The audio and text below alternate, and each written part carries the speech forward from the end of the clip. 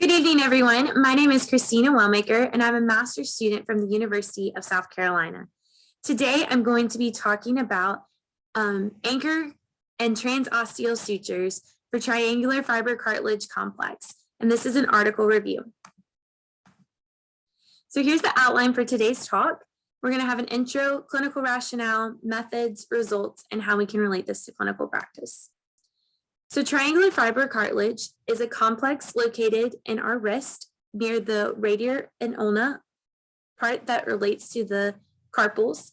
And as you can see in this picture, this is how it all relates. And then in the bottom picture, you can see back in this little area on how there is the actual triangular fiber cartilage complex.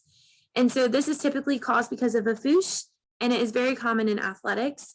And the treatment is still very unclear because we don't have enough data that supports it over a long period of time. And that's what the study is able to do. So like I said, we're going to be looking at outcomes from patient-reported outcomes for suture anchors and transosteal sutures for this triangular fiber cartilage tear. So this was conducted in 2014 to 2020, and we had about 60 participants after we ruled out with the exclusion and inclusion criteria.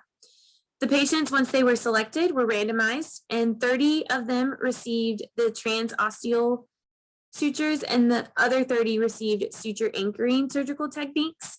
And then we followed them, and most of our data we followed throughout a 2-year period, but we focused on that last appointment to see how the outcome of the surgery happened. The results for this study, like I said, were over 2 years. And when you look at this part that's called the distal radial ulna instability, there's a scale on how they got their points. We looked at pain, supination, pronation, range of motion, as well as instability. The score was ranked from 0 to 4, with 12 being the highest score that a patient could actually get, which would give it this excellent category. And it was how many patients actually reported in that category. Excellent was anything greater than 10 up to that 12 mark.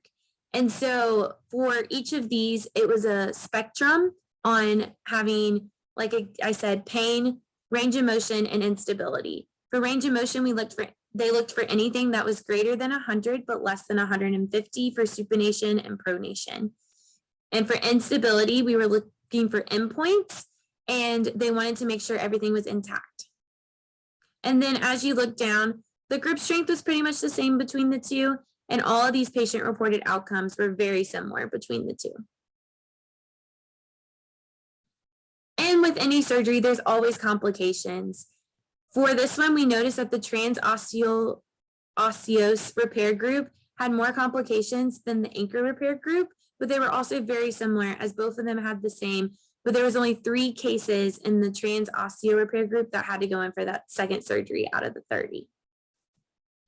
So the clinical bottom line is if you have a patient that is going to have this type of surgery for those pairs in that complex, it doesn't really matter which one they have. As far as we know, they're pretty much similar across the board, and this is important for us to educate our patients on this. I do think if you do have an athlete who's going through this, you need to keep up with the data and have those patient-reported outcomes, as there needs to be more research. This was the first research done comparing the 2 types of repairs.